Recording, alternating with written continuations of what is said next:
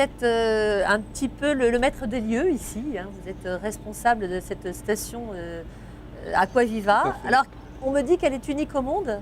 On va essayer de comprendre pourquoi. Moi, il y a une chose qui m'étonne, c'est qu'effectivement, l'ancienne station dont parlait Madame Vaillant a été construite en 1976. Elle rejetait à l'époque 2600 tonnes de CO2 par an. Oui. Aujourd'hui, on est à 260. Donc, et encore, vous les compensez ici sur place. Comment atteint-on et par quel procédé technologique atteint-on ce carboneutre, ce statut de station carboneutre?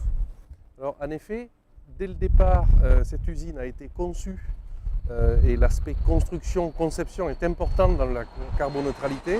Dans un souci d'assurer, d'abord de réduire les émissions de gaz à effet de serre d'un facteur 10, puisqu'on est passé de 2600 tonnes à 260 tonnes.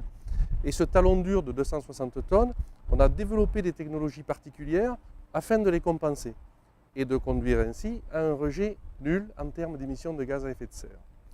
Alors sur ces différents procédés mis en place, ça va de l'énergie photovoltaïque avec le développement de 1700 m² qui produisent l'équivalent de 120 foyers français en termes, si on veut comparer. C'est aussi l'utilisation de membranes d'ultrafiltration qui, par leur technologie, permettent d'assurer une qualité d'eau exceptionnelle au regard de la protection de la baie. C'est-à-dire qu'auparavant, on mettait des produits chimiques? Tout à fait. Donc la membrane est venue remplacer les produits chimiques? Tout à fait. C'est une barrière physique qui est composée de pores qui sont plus petits que les pores de la peau humaine. Voyez-vous? Donc, on a 100 000 m² de membranes développées qui permettent de produire une eau exempte de bactéries et virus. Nous pouvons réutiliser cette eau et ça a été développé par Madame Vaillant et ça participe donc à la carboneutralité par la réutilisation de l'eau usée.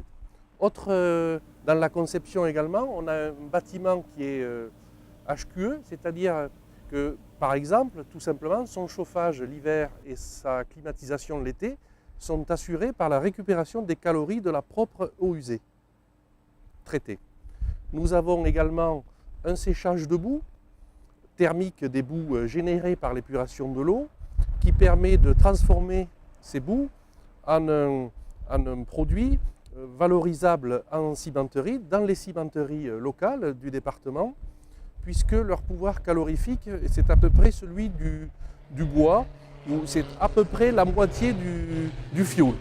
Ça permet, dans le cycle complet, d'éviter l'import de combustibles fossiles, notamment de coques de pétrole en provenance du golfe du Mexique, par exemple.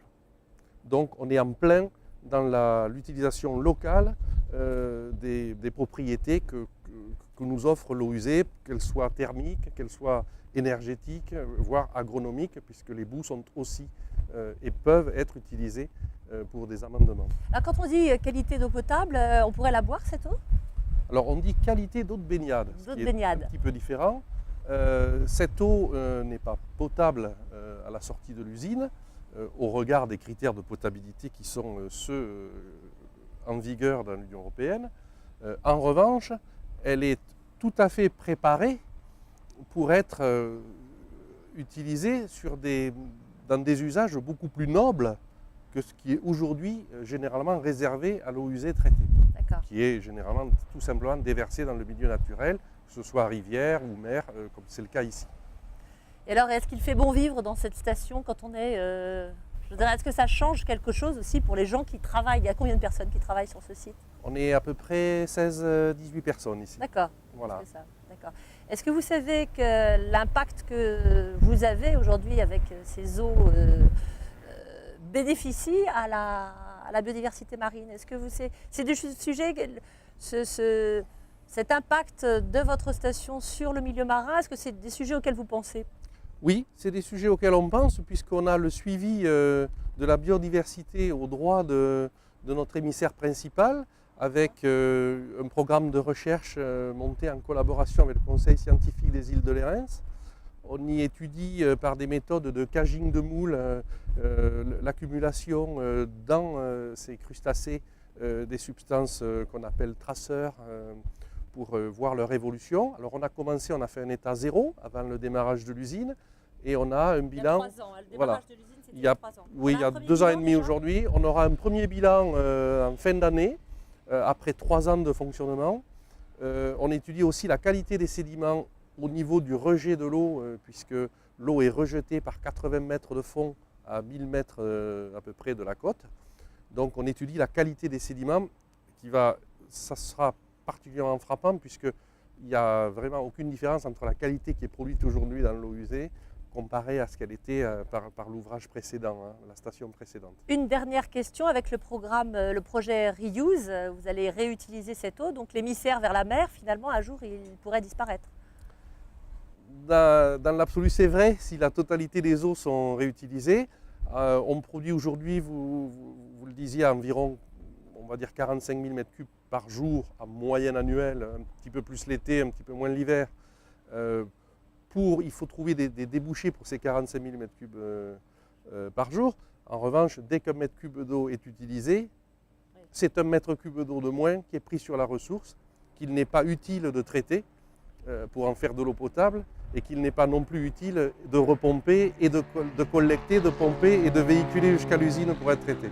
Donc un mètre cube, on y arrivera. Ouais. On voit qu'un des freins qu'il faudra, et ce sera ma dernière réflexion, c'est convaincre aussi les gens de réutiliser cette eau, parce que pourquoi pas l'utiliser aussi dans les sanitaires, dans les habitats. J'imagine que ça va supposer effectivement deux systèmes de distribution de l'eau différenciés, mais en tous les cas, les usages existent. Les usages existent, sans aller jusqu'à substituer l'eau potable dans les foyers par cette eau réutilisée. On peut parler d'eau régénérée sur des applications d'arrosage ou de nettoyage urbain, dans des conditions d'utilisation bien maîtrisées et bien encadrées par une réglementation qui, à ce titre, est très précise. Voilà. Je vous remercie. Je vous en prie.